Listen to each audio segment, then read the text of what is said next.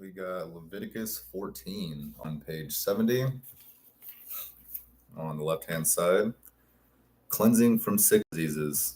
And the Lord said to Moses, the following instructions are for those seeking ceremonial purification from a skin disease. Those who have been healed must be brought to the priest, who will examine them at a place outside the camp. If the priest finds that someone has been healed from a serious skin disease, he will perform a purification ceremony using 2 live birds that are ceremonially clean, a stick of cedar, some scarlet yarn, and a hyssop branch. The priest will order that one bird be slaughtered over a clay pot filled with fresh water. He will take the live bird, the cedar stick, the scarlet yarn, and the hyssop branch, and dip them into the blood of the bird that was slaughtered over the fresh water. The priest will then sprinkle the blood over the dead bird 7 times on the person being purified of the skin disease. When the priest has purified the person, he will release the live bird in the open field to fly away. The persons being purified must then wash their clothes, shave all of their hair, and bathe themselves in water. They will then be ceremonially clean and may return to the camp. However, they must remain outside their tents for 7 days. On the 7th day, they must again shave all their hair from their heads, including the hair of the beard and eyebrows. They must also wash their clothes and bathe themselves in water. Then they will be ceremonially clean.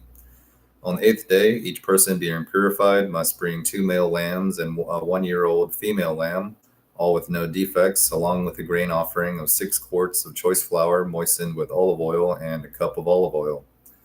Then the officiating priest will present the person for purification along with the offerings before the Lord at the entrance of the tabernacle.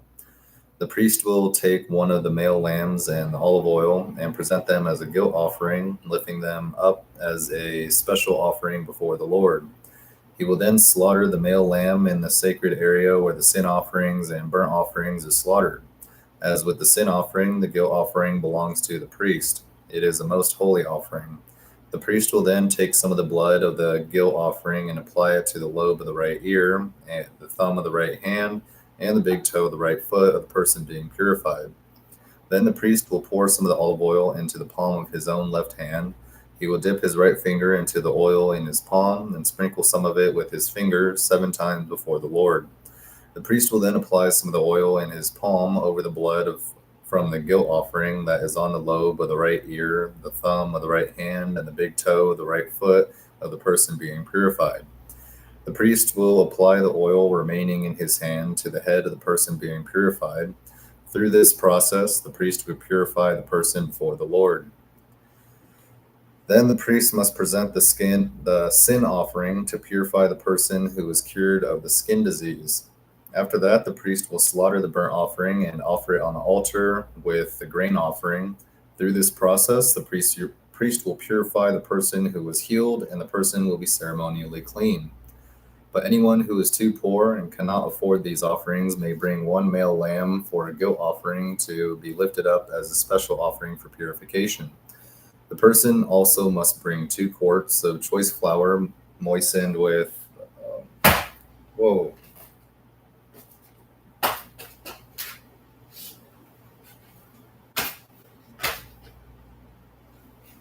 sorry.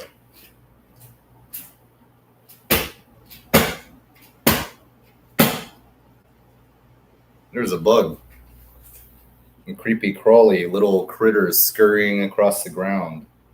I exerted my dominance over it. That's what the Bible says in Genesis, right? I remember reading that part. We have domain over all the things that crawl and scurry across the ground. Yeah, those things aren't allowed in my house.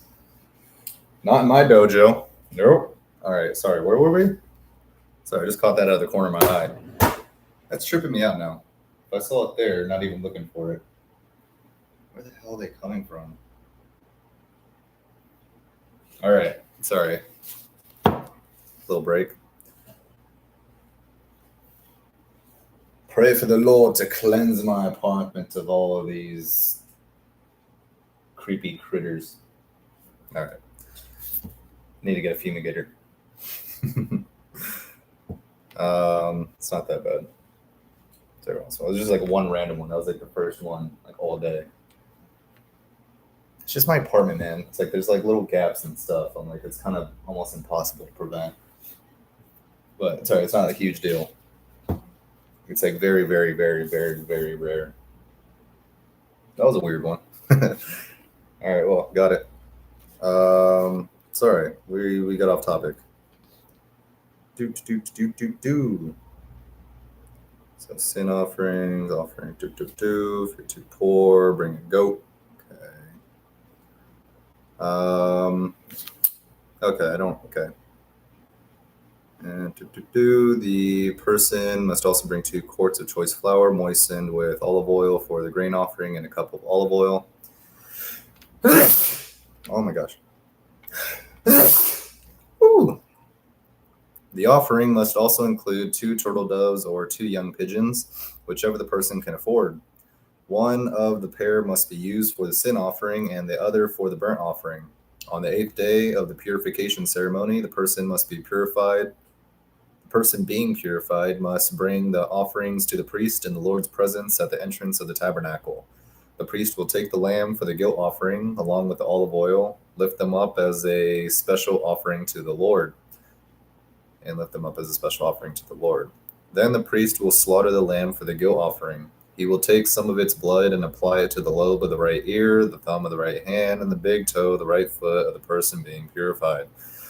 The priest will also pour some of the olive oil into the palm of his own left hand. He will dip his right finger into the oil in his palm and sprinkle some of it 7 times before the Lord. The priest will then apply some of the oil in his palm over the blood from the guilt offering that is on the lobe of the right ear, the thumb of the right hand, and the big toe of the right foot of the person being purified.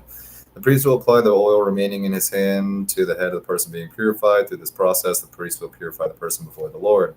Then the priest will offer the 2 turtle doves or the 2 young pigeons, whichever the person can afford. One of them is for a sin offering, the other for a burnt offering, to be presented along with the grain offering. Through this process, the priest will purify the person before the Lord. These are the instructions for purification for those who have recovered from a serious skin disease but who cannot afford to bring the offerings normally required for the ceremony of purification. Yeah, this is not medically accurate whatsoever at all. It's not something we do. All right. Yeah, there's certain parts of the Bible I feel could just be completely cut out. Like we could cut all this crap out. We don't need it. All right. Anywho. Treatment of contaminated houses, or at least reword it somehow. It's like, this is what we used to do, and now it's like, don't do that. That is a terrible medical practice. Treatment of contaminated houses. Then the Lord said to Moses and Aaron, when you arrive in Canaan, the land I'm giving you as your own possession, I may contaminate some of the houses in your land with mildew. The owner of such a house must then go to the priest and say, it appears that my house has some kind of mildew.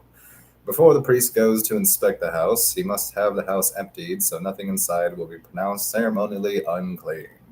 Then the priest will go in and examine the mildew on the walls. If he finds greenish or reddish streaks and the contamination appears to go deeper than the wall's surface, the priest will step outside the door and put the house in quarantine for 7 days. On the 7th day, the priest must return for another inspection. If he finds that the mildew on the walls of the house has spread, the priest must order that the stones from those areas be removed. The contaminated material will then be taken outside the town to an area designated as ceremonially unclean. It's like a dump. Okay.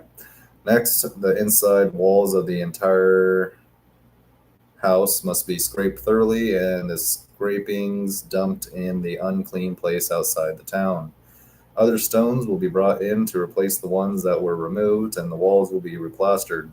But if the mildew reappears after all the stones have been replaced and the house has been scraped and replastered, the priest must return and inspect the house again. If he finds that the mildew has spread, the walls are clearly contaminated with the serious mildew, and the house is defiled. It must be torn down, and all its stones, timbers, and plaster must be carried out of town to the place designated as ceremonially unclean.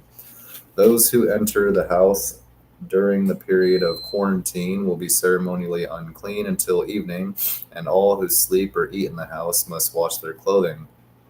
But if the priest returns for his inspection and finds that the mildew has not reappeared in the house after the fresh plastering, He will pronounce it clean because the mildew is clearly gone.